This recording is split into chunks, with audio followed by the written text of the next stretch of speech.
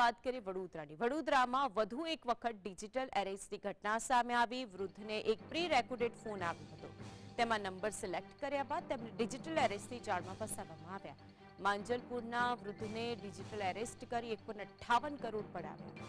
વૃદ્ધને ઇસ્લામ નવાબ મલિક ગ્રુપના 287 કરોડના મની લોન્ડરિંગના કેસમાં નામ ખુલ્યું હોવાનું કહીને ફસાવવામાં આવ્યા છે. જે બાદ વૃદ્ધાએ સાયબર પોલીસમાં ફરિયાદ નોંધાવતા પોલીસે આગળની કાર્યવાહી હાથ ધરી છે.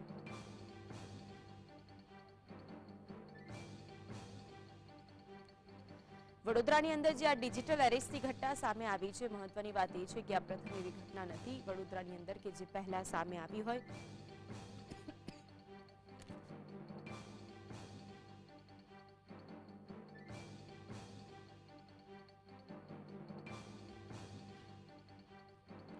તો ગત સપ્ટેમ્બરથી ઓક્ટોબર મહિનાની અંદર આ ઘટના બની હતી. વૃદ્ધ જગદીશભાઈએ સાયબર ક્રાઇમમાં ફરિયાદ નોંધાવતા પોલીસ એક્શન મોડમાં આવી છે.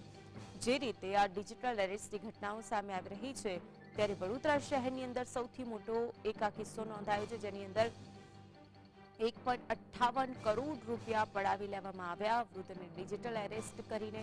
અને આખું જે ફોન ટેપિંગ હતું અને ફોન રેકોર્ડિંગનો આખો મામલો હતો, ત્યારે 287 કરોડના મની લોન્ડરિંગ કેસમાં તમારું નામ ખુલ્યું છે તેમ કહીને ડિજિટલ એરેસ્ટ કરવામાં આવ્યા હતા. ઇસ્લામ નવાબ મલિક ગ્રુપમાં તમારું નામ ખુલ્યું છે તેમ કહીને ડરાવ્યા હતા. એક વાત આ પહેલા પણ જ્યારે જીએસટીવીએ જનતાની વાતની અંદર આ મુદ્દો ઉપાડ્યો હતો, ચર્ચા કરી હતી અને તેમાં પણ સાયબર એક્સપર્ટ બેઠા હતા, ત્યારે તેમણે એ વાતનો સ્પષ્ટ ઉલ્લેખ કર્યો હતો કે ડિજિટલ એરેસ્ટ જેવું કશું હોતું જ નથી, પરંતુ આ જે ગઠિયાઓ હોય છે, જે પોતાની જાળમાં લોકોને ફસાવતા હોય છે, તે લોકોને ખોટી રીતે ડિજિટલ એરેસ્ટ કરતા હોય છે. એવા લોકોને જ ટાર્ગેટ કરતા હોય છે કે જે લોકો કાં તો સિનિયર સિટીઝન હોય, જેમની માહિતી તેમની પાસે હોય, છેલ્લા ઘણા સમયથી જેમને ટ્રેક કરવામાં આવતા હોય, તેમની સાથે આવી ઘટનાઓ સામે આવતી હોય છે.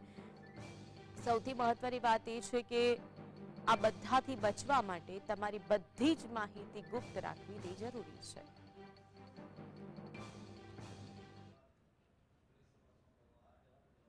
તો આજે અંગે વધુ માહિતી માટે સંવાદદાતા રૂપેશ આપણી સાથે જોડાઈ ગયા છે. રૂપેશ, વધુ એક ડિજિટલ એરેસ્ટ બનાવ વડોદરામાં, વિગતો શું?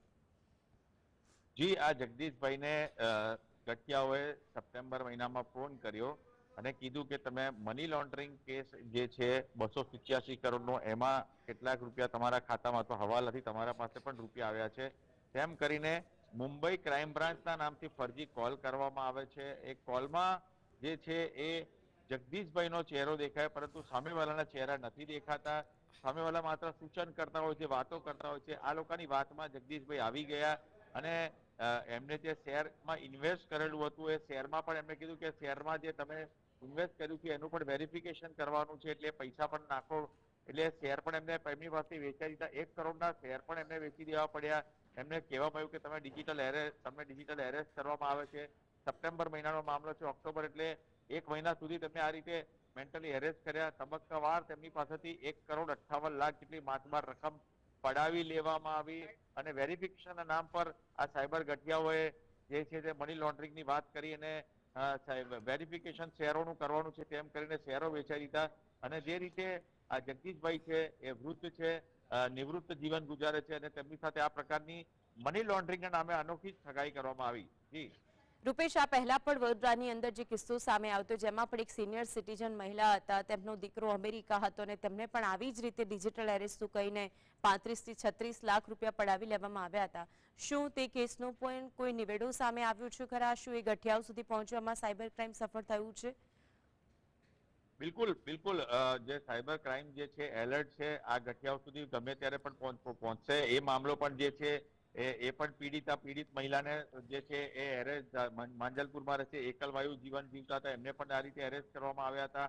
એટલે મામલો સંગીન છે, ચોંકાવનારો છે, દુઃખદ છે. સિનિયર સિટીઝનો સામાન્ય રીતે જે રીતે ટાર્ગેટ કરવામાં આવે છે, આ એક નવા જ પ્રકારનું અત્યાર સુધી તો મોબાઈલ ના રસિયાઓ યુવકો કહેવાતા, યુવકો કે યુવતીઓ એટલે યુવા ધન કહેવાતું હતું, પરંતુ હવે આ જે રીતે અનનોન નંબરો કે અનનોન વાતો જે આવતી હોય એના પર ક્લિક કરવું, એટલે કે એને જોવું, એને તપાસવું, એ વેબસાઇટ પર જવું, એ જોખમી છે. આ વૃદ્ધો આ રીતે સોફ્ટ ટાર્ગેટ હોય એવું લાગી રહ્યું છે.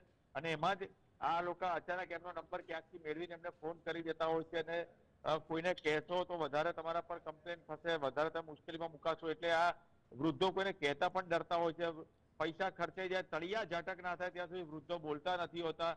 એટલે સોફ્ટ ટાર્ગેટ ક્યાંક એમને લાગતું હશે કે વૃદ્ધો છે સોફ્ટ ટાર્ગેટ છે. હજી પણ જે માંજલપુરમાં ગયા મહિને જે ઘટના બની હતી એના તો હજી બી પૈસા રિકવર કરવાના બાકી છે. સાયબર ક્રાઇમ એમાં પણ તત્પર છે.